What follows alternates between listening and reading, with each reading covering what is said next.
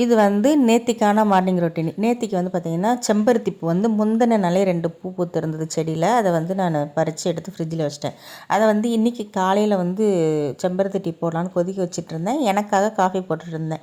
Husband வந்து coffee வாசனை நல்லா இருக்கு, எனக்கு காஃபி இல்லையா? நாங்கள் இல்லை செம்பருத்தி பூ கிடைக்கிறதே வந்து பூக்கிறதே அதிசயம், எப்போ பூக்குதோ அப்போல்லாம் அந்த செம்பருத்தி டீ தான் அவங்களுக்குன்னு சொல்லிட்டு செம்பருத்தி டீ அவங்களுக்கு போட்டு கொடுத்துட்டு நான் காஃபி குடிச்சிட்டேன்.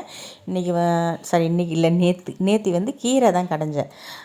பருப்பு வந்து எப்பவும் போல் சீரகம், தக்காளி, பச்சை மிளகாய், வெங்காயம், பூண்டு இதெல்லாம் போட்டு வேக வச்சு எடுத்து வச்சிட்டேன். கீரையை தனியாக வேக வச்சுட்டேன்.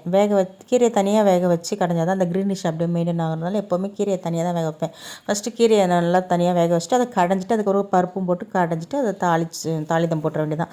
தாளிதத்துக்கு வந்து பார்த்திங்கன்னா எண்ணெய், கடுகு, சீரகம், அதிலே கொஞ்சம் 4 வெந்தயம் போட்டு வெங்காயம், காஞ்ச மிளகாய் எல்லாத்தையும் போட்டு வதக்கி கொட்டிட்டா தாளிதம் ரெடி.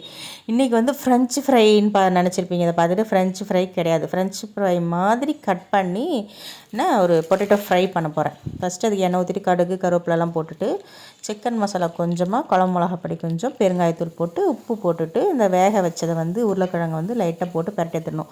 உருளைக்கிழங்கு வந்து ரொம்ப வெந்திருக்கக்கூடாது, ஒரே ஒரு கொதி அதிலே நல்லா வெந்துடும். வெந்ததை நல்லா அந்த மசாலா கூட சாட்டேட் பண்ணி நல்லா ஃப்ரை பண்ணி தான் பொட்டேட்டோ ஃப்ரையும் சூப்பராக ரெடி ஆகிடுச்சு. கீரையும் நல்லா கடைஞ்சாச்சு, தாளிதம் கொடுத்தாச்சு. பிரேக்ஃபாஸ்ட்டுக்கு வந்து தோசை தான். நேற்று சப்பாத்தி போட்ட கல்லுலேயே வந்து தோசை போட்டு நல்லா பிஞ்சிக்கிட்டு போயிடுச்சு.